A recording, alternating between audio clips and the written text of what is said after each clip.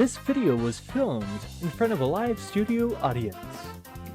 Hello everybody and welcome back to the Mando in the Stew channel. Welcome to the first ever episode of ranking things.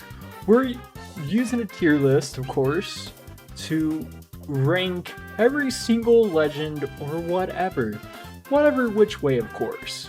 And of course, this show is filmed in front of a live studio audience. Hello. But without further ado, ladies and gentlemen, what is this tier list even about exactly? Well, strap in, because we are rating the worst legends to fight against, period. See how I put the period there? What did I moan? But anyways, the tier list is very simple. It has 5 categories. The worst ever to fight against, horrible to fight against, depends on the situation, okay to fight against, and easy. The worst ever to fight against is pretty much how the character plays out. Horrible to fight against, basically the same thing as the top tier for this list, except just much, well, hard, but not too much harder. If you get what I mean. Depends on the situation, meaning sure, it'll be probably a simple fight, or it could be a very hard challenge. Like for instance, Gibby Bubbles. You never know. Okay to fight against. Pretty much they're easy to fight against, except they have maybe good util at all or whatever. And easy to fight against is pretty much just legends that no one really uses and they're just out in the open all the time, like not enough movement or whatever.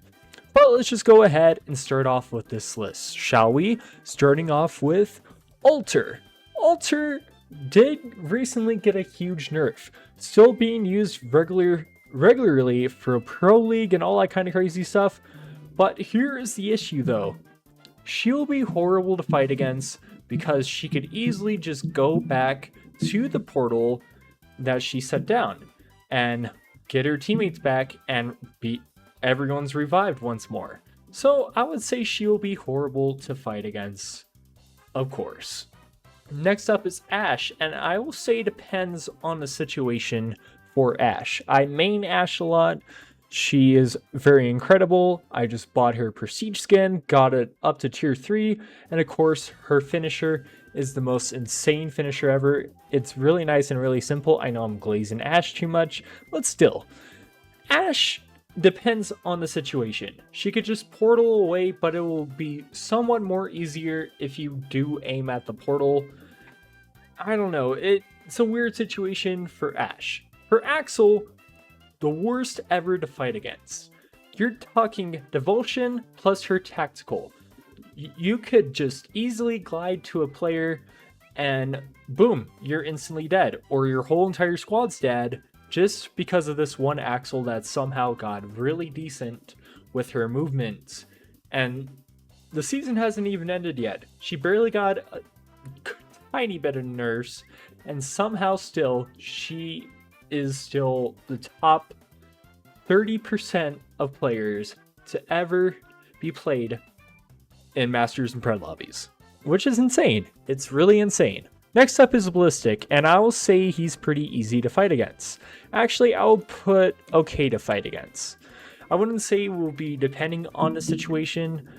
It is actually a little bit difficult to fight Ballistic in some way though, because of his smart bullets that you could just shoot and then boom, you're cooked until that timer runs out, I guess. But who knows how the timer lasts, because you don't know, because you got hit by a second bullet. But he is pretty easy to fight against in some form of way though, way more easier than actually fighting against him in a really hard standpoint. Sure, he has good util, but let's just be honest with here.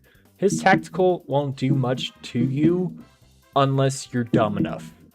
So that's why I feel like he is okay to fight against. Next up is Bangalore, and I will say depends on the situation. Sure, she is a movement legend in some sort of way, And her smokes could deal 10 damage, and it really just depends on where you're at going up against a Bangalore.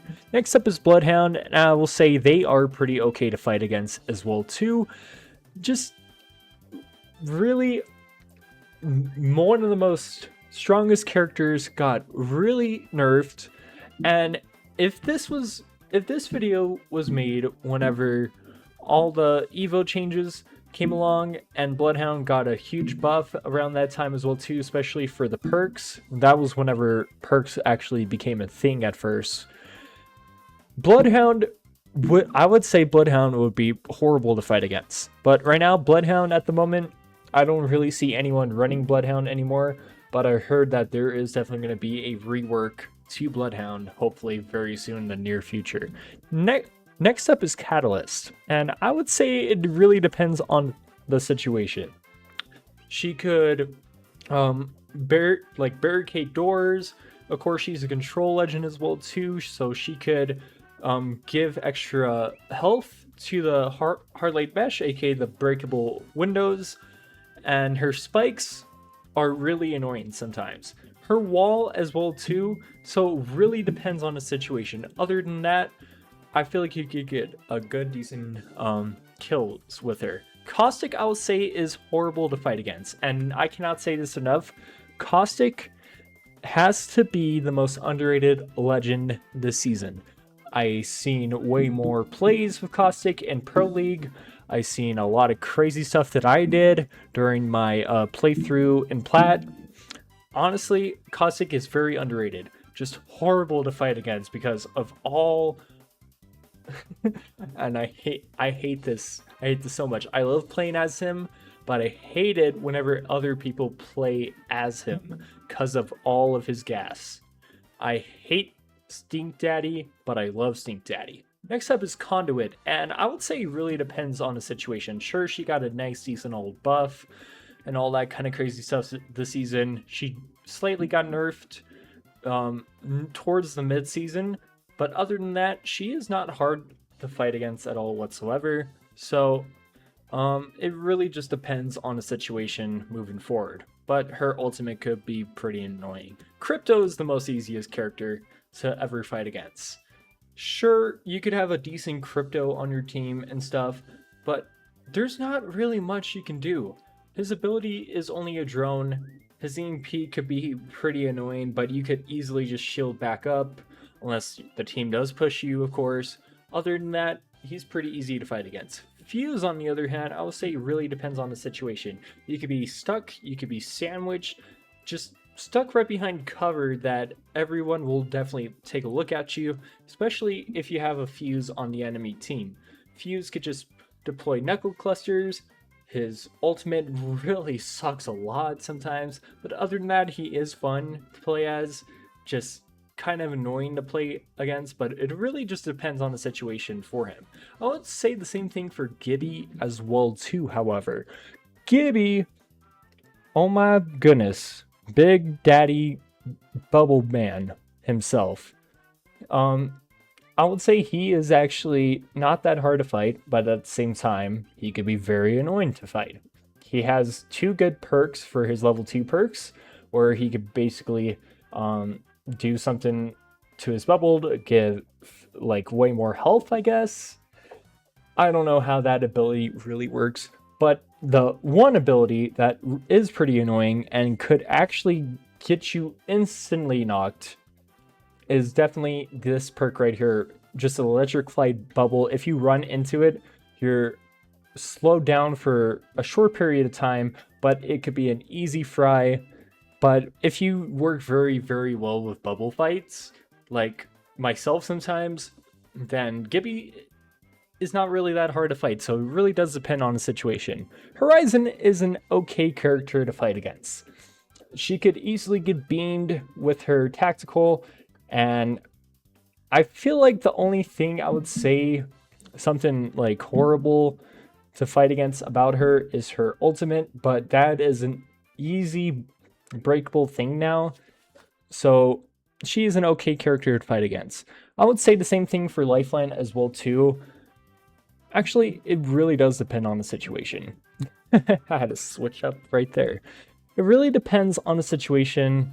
Depending on if your team's on high ground, you could easily pick off her team. But other than that, her passive is really freaking annoying a lot of times. So that's why it just really depends on the situation. But other than that, Lifeline is a good character to have on your team. Especially in arenas, if you really think about it. But arenas is not a thing anymore. For Mad Maggie, I would say is horrible to fight against. For some reason, you'll have fun playing as her, just like Caustic, but really, really horrible to fight against. Imagine trying to heal up in a corner, and the Watson gen is not really doing much at all besides the Maggie ball that just got randomly incinerated. Maggie is really horrible to fight in a whole lot of situations. I've seen it a lot in Pro League and all that kind of crazy stuff. So yeah, she is really horrible.